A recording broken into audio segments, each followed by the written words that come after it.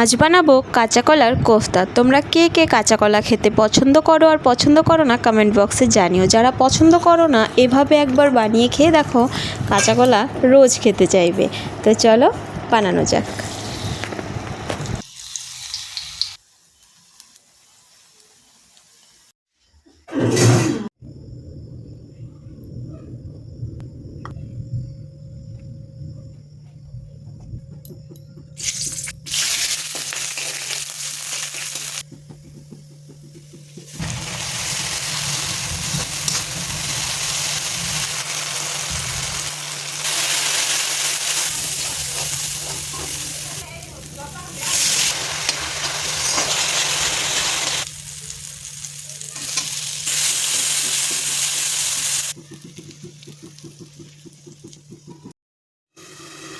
বন্ধুরা, আমার সময় খুব কম। আমার বাচ্চা ঘুম থেকে উঠে গেছে, তাই আমি জল দিয়ে ঢেকে দিয়েছিলাম হাতে। সেটা তোমাদেরকে দেখাতে ভুলে গেছি।